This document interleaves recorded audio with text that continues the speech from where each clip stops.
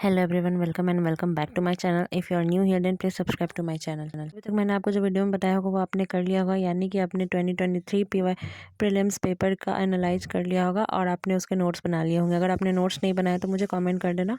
तो यहाँ मैंने ये कॉपी मंगाई है, यानी ये पूरा सादा वाला कॉपी है। तो इसमें मैं बनाने वाली हूँ प्रीलिम्स के नोट्स। तो मैंने पेज में क्यों नहीं बनाया, क्योंकि पेज मेरा इधर उधर हो जाएगा तो फिर हमको ढूंढने में दिक्कत होता है। ऊपर से मेरे पास ये वाले नोट्स हैं ही, तो इसमें मेरा सारा बल्कि नोट्स है, यानी आपके पास रहने चाहिए प्री और मेंस के अलग अलग नोट्स।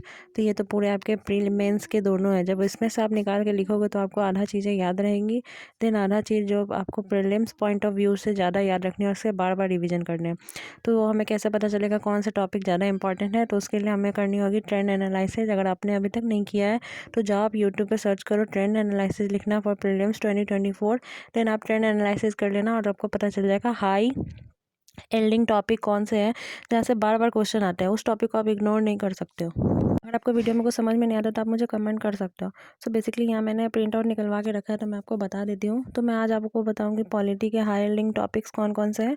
तो मैंने एक वीडियो देखा था, उसमें एक सर ने बोला है क्या, मतलब उसके नोट्स बनाओ जो आपको क्वेश्चन बार बार आ रहे हैं। यानी अगर आप PYQ एनालाइज करोगे, अगर आपके पास दिशा पब्लिकेशन की बुक में भी वहाँ पे दिया हुआ रहता है कौन सा टॉपिक में से कौन कितना सारा क्वेश्चन पूछा गया है, देन आपको उसके अकॉर्डिंग आप पता लगा सकते हो।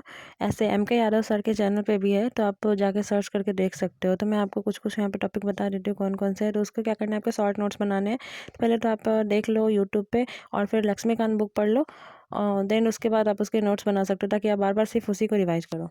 Let's get started. तो मैं आपको बता रही हूँ, पहला आपका प्रीएम्बल। तो उसमें क्वेश्चन पूछता है, मतलब आप देखोगे तो एक ही क्वेश्चन 3 बार पूछा है। लिमिटेड गवर्नमेंट, वो उसका डिफिनेशन कभी पूछ देता है, कभी क्वेश्चन का आंसर पूछ देता है, कभी आंसर का क्वेश्चन पूछ देता है।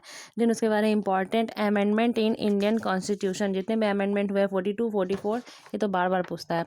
फिर आपका हो गया फंडामेंटल राइट है, DPSP है, फंडामेंटल ड्यूटीज है, इससे लगातार क्वेश्चन आ रहे हैं। फिर important schedule in Indian constitution, कितना शेड्यूल है, तो आपको पता है 12 शेड्यूल है। तो उसमें 5 और 6 2015 में पूछे गए, 2022 में पूछे गए। देन 7 शेड्यूल 2016 में। 10 शेड्यूल तो हमेशा आपको क्वेश्चन में दिख ही जाएगा, तो कि 2019 में पूछा गया। और भी अगर आप PYQ देखोगे तो पता चल जाएगा। फिर आता है various form of government, difference between presidential and parliament form of government. फिर आता है आपका लेजिस्लेटर, कार्यपालिका, राज्यसभा और लोकसभा। लेजिस्लेटर आपका संसद हो गया, एग्जीक्यूटिव हो गया, फिर जुडिशरी हो गया, supreme court, high court. Then आपका हो गया डिवाइसेज ऑफ पार्लियामेंट प्रोसीडिंग। पास भी इंग्लिश में है, तो आप हिंदी में सर्च करना। प्लीज़ वीडियो को पूरा लाइक शेयर और सब्सक्राइब करना, पूरा वाच कर लेना।